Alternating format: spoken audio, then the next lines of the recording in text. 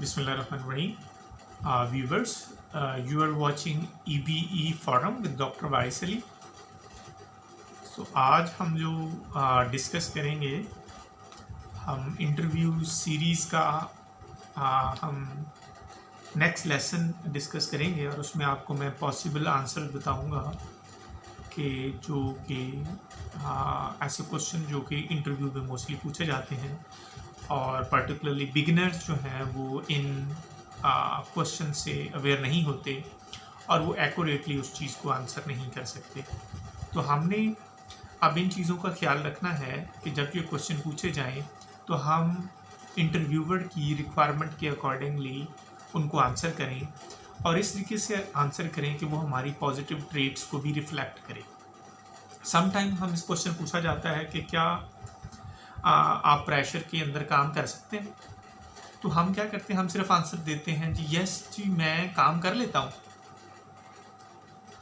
लेकिन ऐसा आंसर काफ़ी नहीं है. आप उसकी जस्टिफिकेशंस भी दें कि आप कैसे काम करते हैं प्रेशर के अंदर. फॉर एग्जांपल यही हमारा फर्स्ट क्वेश्चन है कि do you work well under pressure, कि क्या आप प्रेशर के अंदर अच्छा काम करते हैं. तो मोस्टली स्टूडेंट आंसर करते हैं, कैंडिडेट आंसर करता है कि yes I work well under pressure और वो समझता है कि मैंने आंसर कर दिया येस और नो की फॉर्म में. नहीं भी, ऐसे नहीं आंसर करना.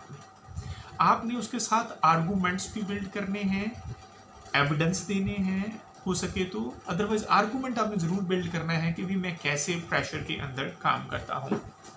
फॉर एग्जाम्पल आप कह सकते हैं yes I work well under pressure.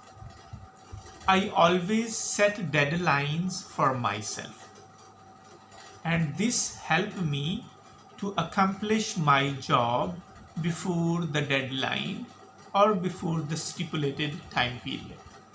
अब आपने देखे क्या इसमें कहा, एक्चुअली आपने कहा कि जी मैं प्रेशर में बड़ा अच्छा काम करता हूँ और मैं हमेशा अपने लिए डेडलाइन सेट करता हूँ और मैं उन डेडलाइन को मीट करता हूँ और ये चीज़ें मुझे हेल्प करती हैं कि मेरा जो ऑब्जेक्टिव होता है कि मैंने किस डेट तक काम करना है, मैं उस डेट से पहले काम कर लेता हूँ. अब देखिए इस क्वेश्चन, इस आंसर में आपने अपनी एक पॉजिटिव ट्रेट भी हाईलाइट कर दी और वो क्या है कि मैं जनाब अपने लिए डेडलाइन सेट करता हूँ. मैं ना हमेशा अपने लिए टाइम लाइन सेट करता हूँ और मैं उस टाइम लाइन को मैं मीट करता हूँ. इट्स मीन एक तो आपको वो ऑर्गेनाइजेशन आपने स्किल अपनी बता दी, फिर आप टाइम को कितनी वैल्यू देते हो वो भी आपने बता दिया, आपने ये भी बता दिया कि आप वेरी गुड प्लानर. तो ये बेसिकली आपकी एक अच्छी ट्रेट्स आपने रिफ्लेक्ट कर दी उसी एक क्वेश्चन में. So like in this way you need to answer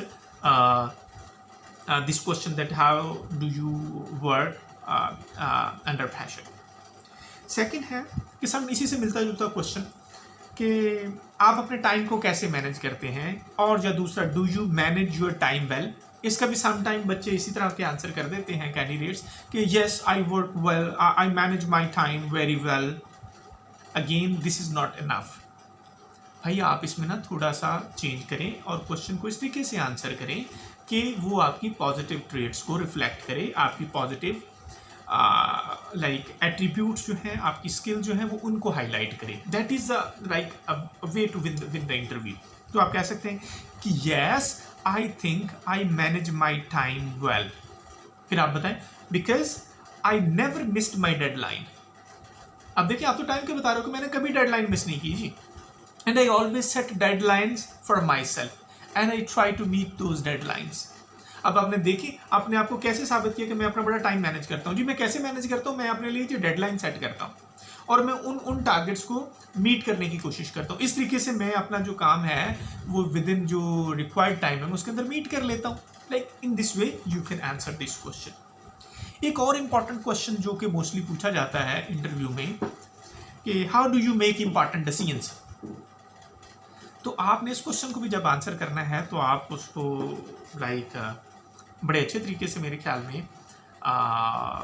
इसको आंसर किया जाना चाहिए. आप कहें जी कि आई बिलीव ऑन सिस्टमैटिक अप्रोच, कि मैं जी बड़ा एक सिस्टमैटिक अप्रोच पे यकीन रखता हूँ.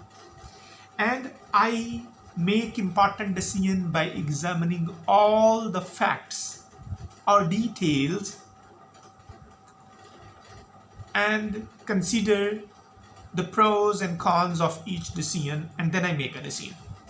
अब आपने देखी एक बड़ी पॉजिटिव ट्रेट रिफ्लेक्ट कर दी कि जी मैं जो भी काम करता हूँ ना, मैं बड़ी एक तमाम डिटेल्स, तमाम डेटा जो रिक्वायर्ड रेलेवेंट डेटा है मैं उसको इकट्ठा करता हूँ, फिर उसकी बेसिस पे मैं अपना प्लान चार्टआउट करता हूँ कि अच्छा कि कौन कौन से डिसीजन हो सकते हैं। मैं हर डिसीजन की प्रोज एंड कॉन्स को देखता हूँ कि अच्छा ये डिसीजन करूँगा तो इसके ये फ़ायदे हैं, ये बेनिफिट्स हैं, ये इसके डिसएडवांटेजेस हैं। सिमिलरली मैं सेकंड डिसीजन को देखता हूँ, फिर ऐसा डिसीजन जिसके बेनिफिट ज़्यादा हैं और उसकी डिसएडवांटेजेस कम है तो मैं उसको सिलेक्ट कर लेता हूँ। तो basically I believe on systematic approach to make the decision.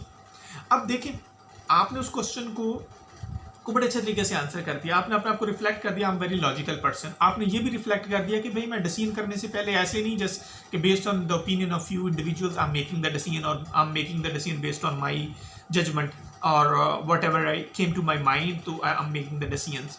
तो ऐसे नहीं कर रहे। आपने कहा कि नहीं भी मैं ऐसे नहीं करता, मैं क्या करता हूँ कि मैं तमाम उस डिसीजन के रिगार्डिंग मैं तमाम डिटेल्स को, फैक्ट्स को इकट्ठा करता हूँ, उनको एग्जामिन करता हूँ, देन उनको एग्जामिन करने के बाद मैं ये देखता हूँ कि अच्छा कौन कौन से डिसीजन हो सकते हैं और हर डिसीजन के क्या बेनिफिट्स हैं एंड क्या उसके एडवांटेजेस हैं, then I make the decision accordingly. So like sorry, so this is a systematic approach to make the decision. So like in this way you need to answer your question, interview questions. So keep in mind keep in mind that कि जब भी आप questions को, interview questions को answer करें तो आपने इस चीज़ को माइंड में रखना है कि that it is reflecting your positive traits.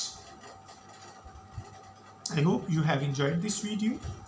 और इसी तरह के लेसन्स को, वीडियोस को देखने के लिए इसी वीडियो के डिस्क्रिप्शन में मैंने और भी बहुत सारे लिंक्स शेयर किए हैं, तो आप उनको भी देख सकते हो। तो it gonna help you out in the preparation of an interview. Thank you.